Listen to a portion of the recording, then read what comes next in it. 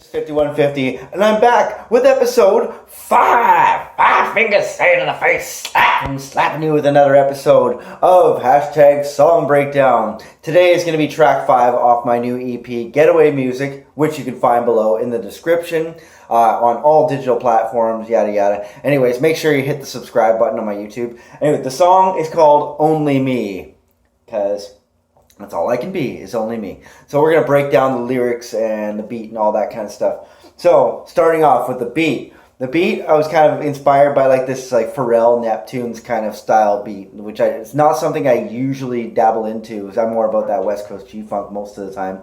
But I figured let's go a little bit of a different route. So if you listen to that beat, you'll kind of hear a bit of that influence, because I like those kind of beats. Pharrell is a fucking hell of a producer.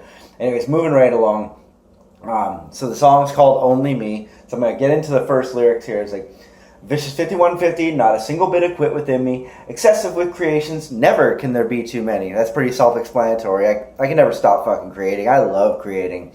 I gotta make them by the plenty. Addicted to the music like a well-off alcoholic to Henny. And for people who don't know what I'm talking about, Henny refers to fucking Hennessy. It's a very expensive kind of alcohol. And if you can afford to be fucking drinking that every single fucking day, then you're fucking really loaded in more ways than one.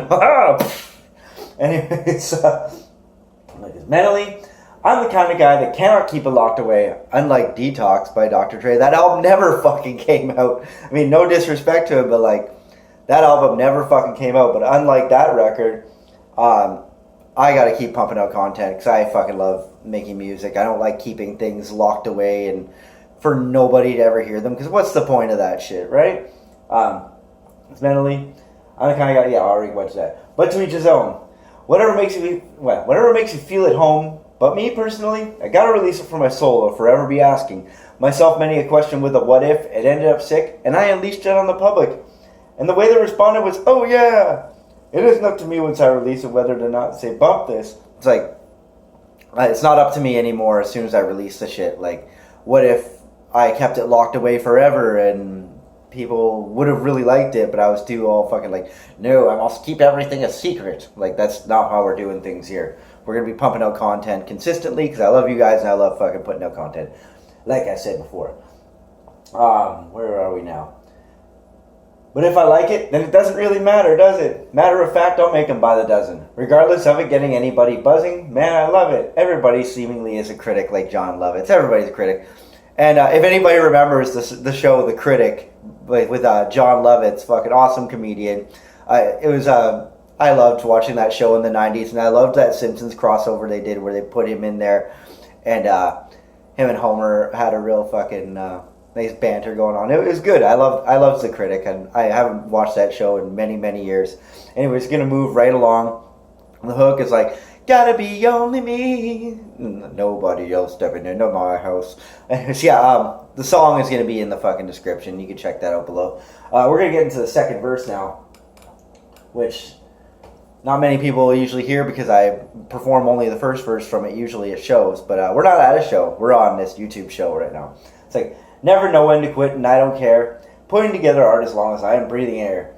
Taking me from a pit of despair when my heart is colder than a Frigidaire.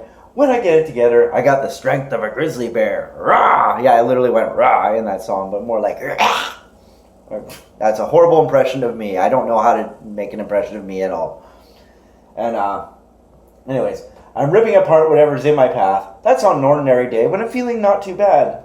I'm making circles around him for warming up. What's up? Not to be confusing me with Mr. Dull and Boring. What's his nuts? Nobody likes that guy. Maybe some people do like that guy, but teach their own, right? I like to think I'm the type to put some more care into it, and you can tell in my personal character's influence. You can always know that's a little bit of my touch here. It's all my doing. Which I actually get into the next line. In every single little bit of my music, it's unmistakable, knowing it's definitely Will's doing. And then the next line, it's that's a good thing. Like Diamond Dallas Page used to say around the same time, Limp Bizkit promoted their single My Way. So back in 2001, wrestler Diamond Dallas Page had this whole gimmick when he came from WCW to WWE. He started doing this whole, that's a good thing, and a real positive, motivational speaker thing. Which, by the way, he still kind of does that today. Shout out DDP Yoga, which I totally don't do, but clearly I don't. But who knows? Never say never.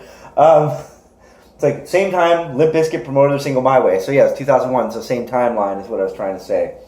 So basically, I was trying to say it's a good thing that I put my own spin on everything, which also happens to be my favorite method with this, because I don't want to participate if it isn't vicious, which means I won't do it if it ain't me.